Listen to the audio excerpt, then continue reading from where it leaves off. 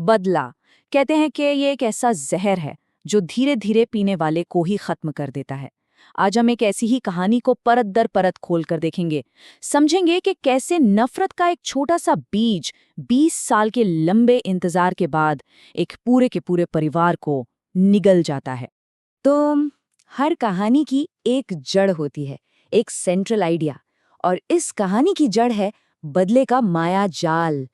मतलब ये कहानी हमें बताती है कि बदला लेना कोई जीत नहीं है, बल्कि ये एक ऐसा जाल है जिसमें शिकारी खुद ही शिकार बन जाता है। ये जो लाइन है ना, ये सिर्फ एक कोट नहीं है, ये तो पूरी कहानी का सार है, उसका निचोड़। एक तरह की चेतावनी है ये कि जिस रास्ते पर हमारी मेन कैरेक्टर कुसुम अब चलने वाली है ना, उसकी मंजिल सिर्फ और सिर्फ तबाही है। मतलब कहानी की शुरुआत में ही हमें बता दिया गया है कि नफरत का अंजाम क्या होने वाला है। अक्सर बड़ी से बड़ी त्रासदियों की शुरुआत एक बहुत ही नॉर्मल से दिन से होती है ना? तो चलिए मिलते हैं इस कहानी के किरदारों से और जानते हैं उस एक राज के बारे में जिसने आने वाली बर्बादी की नींव रखी थी। तो ये है कुसुम शर्मा और उनका बेटा आरफ। बाहर से देखें तो सब कुछ बिल्कुल नॉर्मल लगता है, एक आम सा परिवार। लेकिन इस घर की दीवारों के पीछे ना एक गहरा राज दफन है। एक ऐसा राज जो हर रात बिल्कुल एक ही वक्त पर कुसुम को घर से बाहर खींच कर ले जाता है।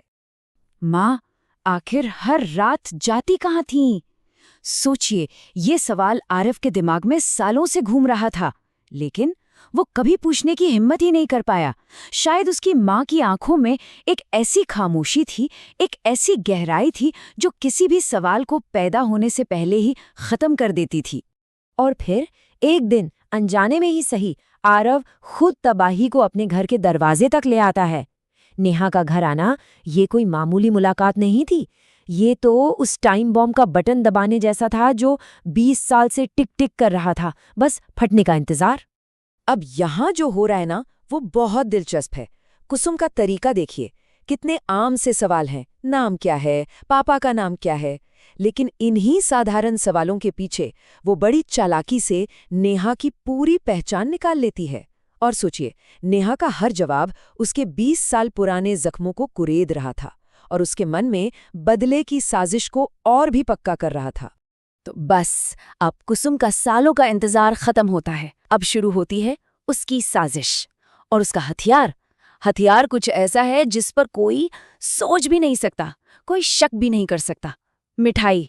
देख रहे हैं कुसुम की साजिश कितनी सधी हुई है, कितनी बारीक है।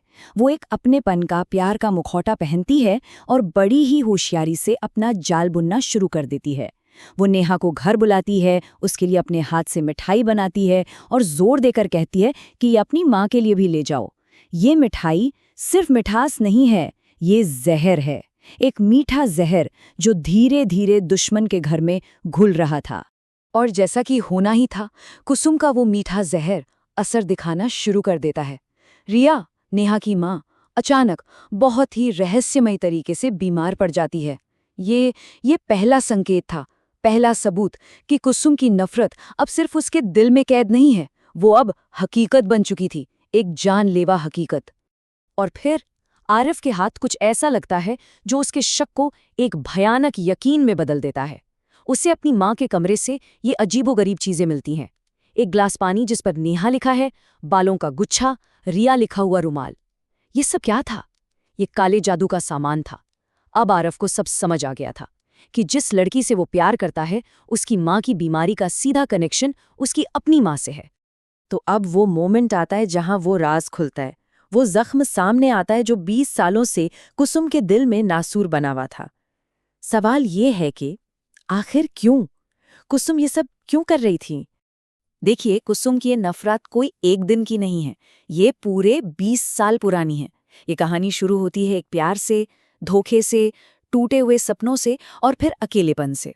लेकिन जो आखिरी कील साबित हुई वो थी कुछ महीने पहले की वो घटना, जब सालों बाद विवेक ने उसे एक दुकान में देखा और देखकर भी अनदेखा कर दिया। बस उसी एक पल में कुसुम के अंदर का इंसान शायद मर गया और बदले की आग भड़क उठी। सुनिए इन शब्दों को, इनमें अब दुख नहीं है, सिर्फ और सिर्फ जहर है। ये कोई गुस्से में कही गई बात नहीं है, ये एक ठंडी, सोची समझी, कैलकुलेटेड साजिश है। उसका मकसद अब सिर्फ एक है, विवेक की हंसती खेलती दुनिया को शमशान बना देना। और यहाँ हमें कुसुम के मास्टर प्लान का सबसे भयानक पहलू दिखता है। उसने अपने ही बेटे के प्यार को एक हथियार बना लिया।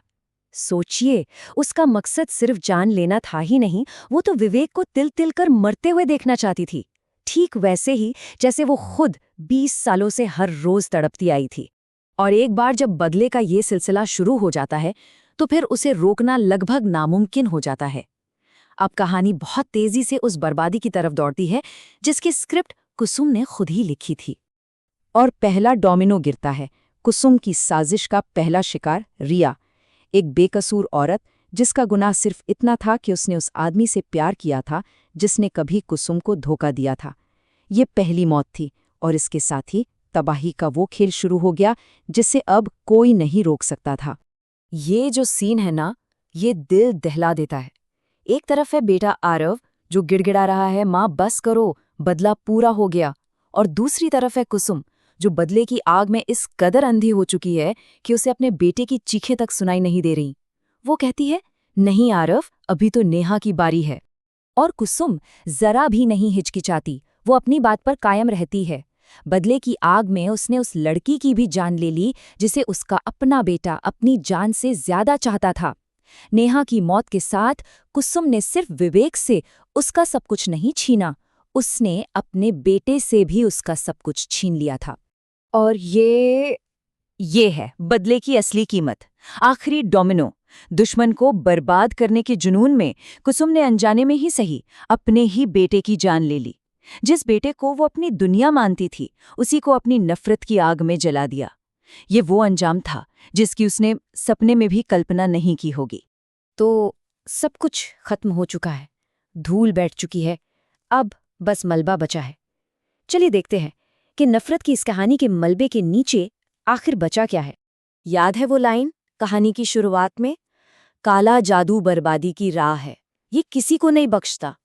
वो शब्द जिन्हें कुसुम ने उस वक्त अनसुना कर दिया था, अब एक भयानक सच बनकर उसके चारों तरफ गूंज रहे हैं। क्योंकि इस रास्ते पर कोई नहीं जीतता। उसने दूसरों को बर्बाद करने की ठानी और अंत में खुद ही बर्बाद हो गई। और आखिर में कुसुम का क्या हुआ? वो अकेली रह गई, अपनी ही बनाई हुई एक दुनिया में कैद होकर। वो बस रसोई में बैठी रहती है और मिठाइयाँ बनाती रहती है। एक ऐसे लूप में फंस गई है जिसका कोई अंत नहीं। उसने अपना बदला ले लिया, लेकिन उसकी कीमत चुकाई, अपनी पूरी जिंदगी, अपना सब कुछ देकर। और ये कहानी हमें आखिर में इसी एक सवाल के साथ छोड़ जाती है, क्या बदला कभी वाकई पूरा होता है? कुसुम ने अपना बदला तो पूरा कर लिया, लेकिन क्या उसे वो मिला जो वो असल में चाहती थी?